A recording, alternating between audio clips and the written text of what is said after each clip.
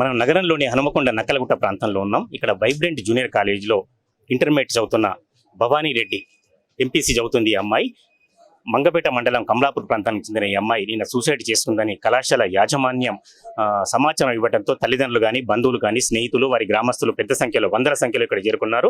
అర్ధరాత్రి చేరుకున్నప్పటికీ కూడా వారు కడుపు నొప్పి అనే సాకుతోని రోహిణి ఆసుపత్రికి తరలించారు. ఆ తర్వాత డైరెక్ట్గా ఎంజీఎం ఆసుపత్రికి తరలించారు. మాకు ఎలాంటి సమాచారం కూడా ఇవ్వలేదు. తర్వాత తప్పుడు సమాచారం ఇచ్చారని తల్లిదండ్రులు కానీ వారి కుటుంబీకులు సంబంధించిన వాళ్ళు వారి యొక్క బంధువులంతా కూడా ఆరోపిస్తున్నారు.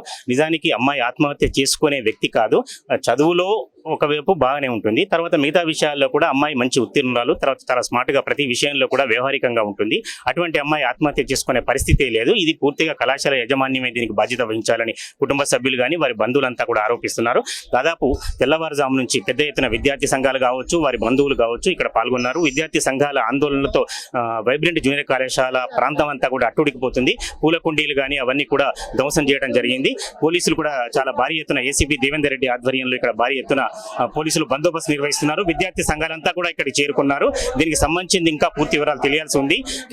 ఎంజీఎం లో పోస్ట్ మార్టంలో అమ్మాయి మృతదేహాన్ని భద్రపరిచారు. మనం చూస్తున్నాం పెద్ద ఎత్తున కూడా ఆందోళన జరుగుతుంది. ఇంకా విద్యార్థి సంఘాలు కావచ్చు, విద్యార్థి సంఘాలంతా కూడా రోడ్డు మీద ధర్నా చేయడానికి సిద్ధమవుతున్నారు. మనం చూడొచ్చు వివిధ విద్యార్థి సంఘాలంతా కూడా పెద్ద ఎత్తున ఉద్యమిస్తున్నాయి. భవానీ కుటుంబానికి న్యాయం చేయాలని, 50 లక్షల నష్టపరిహారాన్ని కూడా అందజేయాలని వారి కుటుంబ సభ్యులు తర్వాత విద్యార్థి సంఘాల నేతలు కూడా పెద్ద ఎత్తున డిమాండ్ చేస్తున్నారు.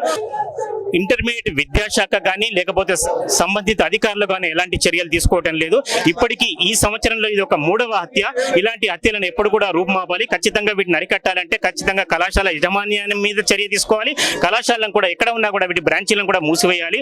ఒక పేరు మీద బ్రాంచ్ పర్మిషన్ తీసుకొని మరో పేరు మీద ఇలాంటి జూనియర్ కాలేజీలు నడిపిస్తున్నారు. ఇటీవలే జూనియర్ కళాశాల సంఘానికి విద్యార్థి సంఘాలకు కూడా వివాదం తలెత్తడం మనకు తెలిసిందే. ఇటువంటి పరిస్థితుల్లో కూడా మరొక ఉదంతం జరిగింది. దీనికి అధికారులు ఎట్లా స్పందిస్తారో కొద్దిసేపట్లో మనం వేచి చూడాల్సిందే. ఇదే ఉదంతానికి సంబంధించి భవానీ ఉదంతానికి సంబంధించి పెద్ద ఎత్తున విద్యార్థి సంఘాలు ఆందోళన చేస్తున్నాయి. డివైఎఫ్ కానీ ఇతర విద్యార్థి సంఘాలు సంయుక్తంగా ప్రధానంగా విద్యార్థిని కుటుంబానికి న్యాయం చేయాలంటే ఈ ఉదంతంపై విచారణ జరపాలని వారు డిమాండ్ చేస్తున్నారు. కేయూ జాబ్ చెందిన రంజిత్ మనతో ఉన్నారు. వారు ఏం డిమాండ్ చేస్తున్నారో తెలుసుకుందాం. రంజిత్ భాయ్ చెప్పండి. ప్రధానంగా ఎవరైతే అమ్మాయి ఉన్న భవానీ రెడ్డి మృతిని అనుమానాస్పదంగా మేము చిత్రీకరిస్తున్నాం. ఎందుకంటే ఆమెది ఆత్మహత్య అనేది ఇక్కడ ఉన్నటువంటి పోలీస్ యంత్రాంగం తెలపాల్సిందిగా కోరుతున్నాం. గతంలో తెలంగాణ రాష్ట్రంలో మరియు వరంగల్ జిల్లాలో అనేక రకాలమైనటువంటి ఆత్మహత్యలు జరిగాయి. ప్రైవేట్ కళాశాలలో, కార్పొరేట్ కళాశాలలో. వెంటనే ఈ యొక్క కార్పొరేట్ కళాశాలపై ఇంటర్మీడియట్ బోర్డు అధికారులు ఎవరైతే ఉన్నారో ఖచ్చితంగా చర్యలు తీసుకోవాలని ఇక్కడ ఉన్నటువంటి విద్యార్థి సంఘాలుగా డిమాండ్ చేస్తా ఉన్నాం. అంతేకాకుండా ప్రతి ఒక్క ప్రైవేట్ కాలేజ్ పై ఇంటర్మీడియట్ బోర్డు అధికారులు కనీసమైనటువంటి మానిటరింగ్ లేకుండా ఒకే కళాశాల పేరుపై 4-5 కళాశాల బ్రాంచ్లు నడిపిస్తున్నారు.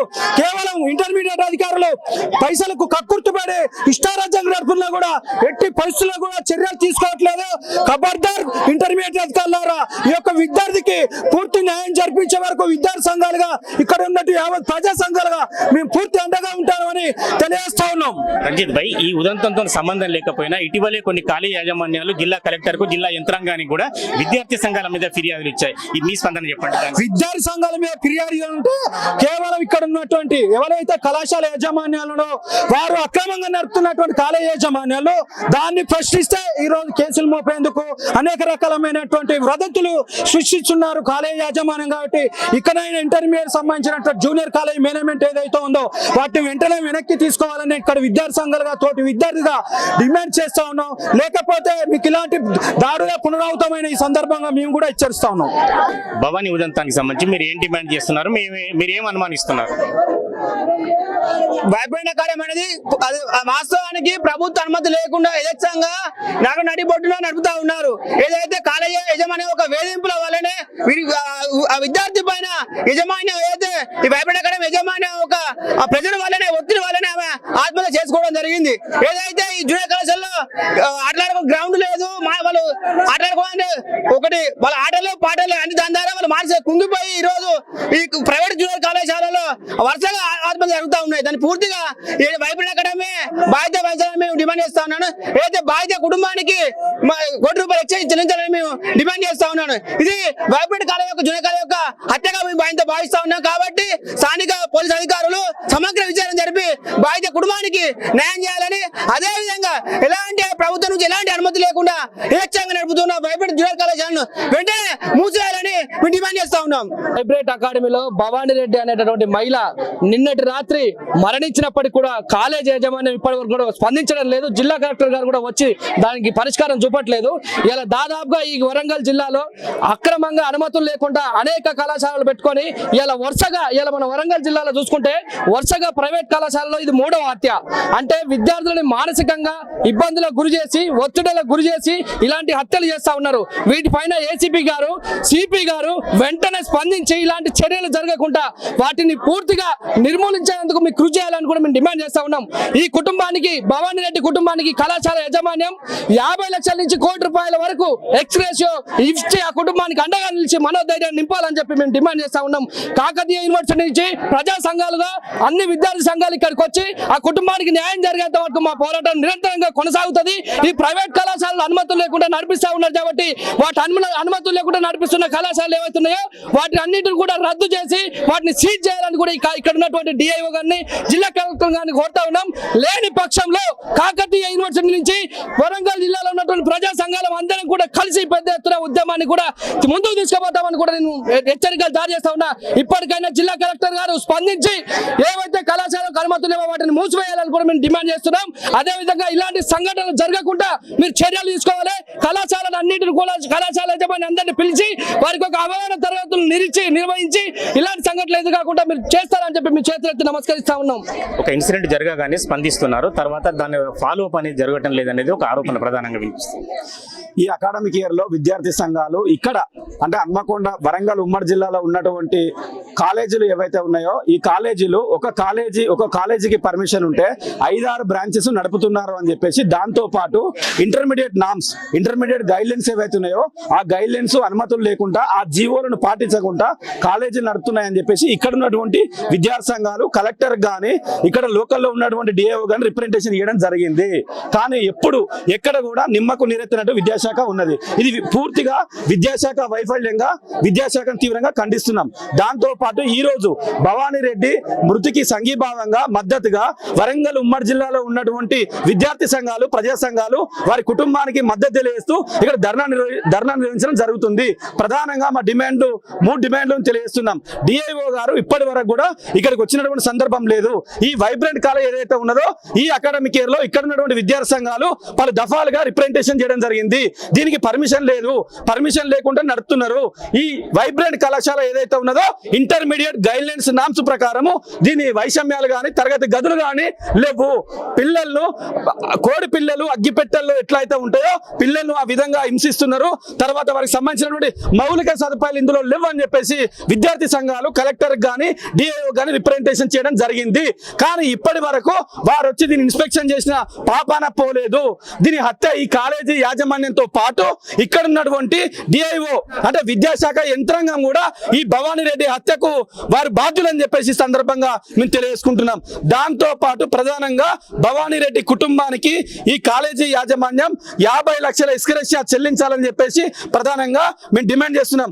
దాంతో పాటు డిఐఓ గారు వెంటనే వచ్చి ఈ వైబ్రెంట్ కళాశాలను సీజ్ చేసి దాంతో పాటు ఈ నివేదిక అంటే ఏదైతే ఈ భవానీ రెడ్డి చనిపోయిన దానికి కారణాలు ఉన్నాయో ఆ కారణాలను పోలీస్ డిపార్ట్మెంట్ వారికి, ఎడ్యుకేషన్ డిపార్ట్మెంట్ ఒక నివేదిక అందించి తద్వారా ఈ ఏదైతే కాలేజీ యాజమాన్యం ఉన్నదో క్రిమినల్ కేసులు నమోదు చేసి వెంటనే రిమాండ్కు తరలించి భవిష్యత్తులో ఇట్లాంటి ఇంకొక సంఘటన జరగకుండా, భవిష్యత్తులో ఇంకొక విద్యార్థిని చనిపోకుండా ఈ యంత్రాంగం మొత్తం కట్టుదిట్టమైన చర్యలు తీసుకోవాలని చెప్పేసి ప్రధానంగా డిమాండ్ చేస్తున్నాం.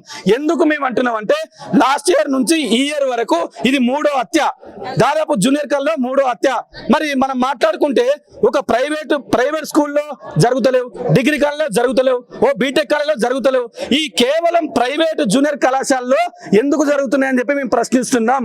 కాబట్టి ప్రధానంగా విద్యాశాఖ అధికారి బేషరతుగా ఇంకో అర్ధ గంటలో రాకపోతే ఇక్కడ నుంచి పెద్ద ఎత్తున విద్యార్థి సంఘాల ఆధ్వర్యంలో పెద్ద ఎత్తున కార్యాచరణ ప్రకటిస్తామని చెప్పేసి సందర్భంగా డిమాండ్ చేస్తూ వెంటనే దీన్ని సీజ్ చేయాలి, క్రిమినల్ కేసులు నమోదు చేయాలి, రాజేందర్ రెడ్డిని వెంటనే అరెస్ట్ చేసి రిమాండ్ చేయాలి, బాధిత కుటుంబానికి 50 లక్షల ఎక్స్‌గ్రేషియో చెల్లించాలని చెప్పేసి డిమాండ్ చేస్తున్నా.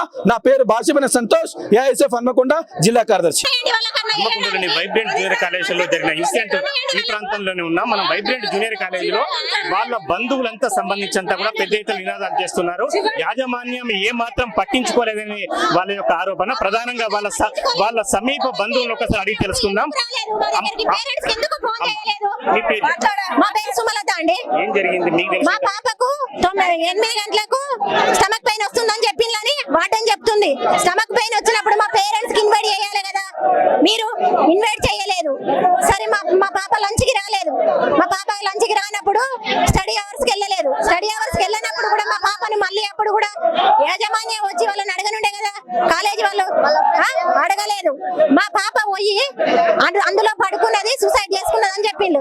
మా పాపకు సూసైడ్ చేసుకునే అంత అది లేదు. మా పాప ధైర్యవంతురాలు.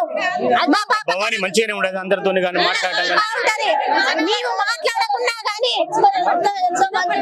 మాట్లాడకున్నా గానీ మా కోడలు వచ్చి మాట్లాడేది. మా కోడలు మమ్మల్ని పలకరించి మాట్లాడేది. అట్లా తెలియకుండా 11 గంటలకు మీరు తీసుకుపోయి మర్చరీ రూమ్ లో ఎట్లేస్తారండి మీరు? కాలేజీ యాజమాన్యం ఎవరికండి ఆ హక్కు ఉంది? ఎవరైనా హెడ్ మాస్టర్ అసలు ఫస్ట్ ఎవరు చెప్పారు మీకు ఇన్సిడెంట్? మాకు తెలియదండి. పేరెంట్స్ ఫోన్ చేసిండంట, మీ పాప కడుపులో నొప్పి లేస్తుంది, హాస్పిటల్ తీసుకెళ్లాలంటే ప్రైవేట్ హాస్పిటల్ తీసుకెళ్ళండి, ఎంత డబ్బులైనా మేము పెట్టుకుంటామని ఫోన్ వచ్చింది. తీరా వాళ్ళు ఇక్కడికి వచ్చినాక మీ పాప చనిపోయింది, ఎంజిఎం లో ఉందని చెప్పినాడు. ముందు కూడా ఆమెకి ఎలాంటి ఆరోగ్య సమస్యలు ఏమి లేవు, యాక్టివ్ ఉంటది పాప. ఇంతకు ముందు హాస్టల్లో చదివింది, 9th 10th ఇక్కడ శ్రీహర్షలో చదువుకుంది. చెప్పమ్మా, మీకు చెప్పండి. ఏమంటున్నారు చెప్పండి. పిల్లిడికి రావాలి, ఆ పడి చెప్పే గాడిద మాకు రావాలి. పోలీసు వాళ్ళు వచ్చేదాకా ఉంచాలి, ఆ కట్టె ఇడవాలి, ఫోటో తీయాలి. ఆడ తీసుకుపోయిళ్ళు, ఆడ చనిపోయింది, కొరిపానం ఉంటే దమ్మున ఫోటో కనబడాలి. ఆడ తీసుకుపోయినప్పుడు ఆ ట్రీట్మెంట్ ఇచ్చాడు వాళ్ళు చెప్తారు కదా, మేము పోయేదాకా ఉండాలి కదా. వాళ్ళు మనతో చెప్పారా డాక్టర్లు ఇట్లా తీసుకొచ్చిళ్ళు బీమారికి ఇట్లా అయిందని, మేము అని చట్ట తీసుకొని పోదు కదా. నువ్వు గంత పట్టించుకోకుండా అన్నానికత్తా పట్టించుకోలేదు. నువ్వు ఎవరను వేరే వాళ్ళను ఇక్కడ ఉన్న వాళ్ళు ఉంటారు కదా మనుషులు, వాళ్ళని చూడవాను రమ్మాను 2 గంటల దాకా తలుపులు పెట్టుకుంటున్నట్టు వాళ్ళు వచ్చి పిలిస్తే ఓ అన్నదట. మళ్ళీ పోయి మరి ఓ అంటలే, ఓసారి ఓ అన్నదని ఒకరు చెప్తారు, ఓసారి మళ్ళీ పిలిస్తే ఓ అంటలేదని ఒకరు చెప్తారు. మరి ఓ అన్నప్పుడు మీరు ఎవరు పట్టించుకోరు, రారు, తలుపు తీయన్నారు. ఈ బెడ్ మీ సొంటోళ్ళు 2 లాగడలు ఎత్తది బెడ్. ఎన్ని గంటలకు ఫోన్ వచ్చిందటమ్మా వాళ్ళ దగ్గర నుంచి? 4 గంటలకు 11 గంటలకు పేరెంట్స్ కి 11 గంటలకు ఫోన్ చేసిల్లట. వాళ్ళు 3.5 జర్నీ 1.5 hour లో వచ్చిల్లట. అప్పటికి వాళ్ళు కాల్ చేస్తే లిఫ్ట్ చేయట్లేదట. మళ్ళీ తర్వాత కాల్ చేస్తే మీ బాడీ ఎంజిఎం లో మ్యాసర్ లో ఉంది అని చెప్పారట వాళ్ళు. మీరేమైతారమ్మా అమ్మాయి? అత్తయ్యనైతే బంధువులు చాలా మంది ఉన్నారు, స్నేహితులు బంధువులు కూడా. ఎందుకంటే అమ్మాయి కూడా అట్లా ఉండేది కావచ్చు. అవును సార్, ఊరు మొత్తం వచ్చిళ్ళు వాళ్ళ కోసం, చాలా మంది వచ్చిళ్ళు.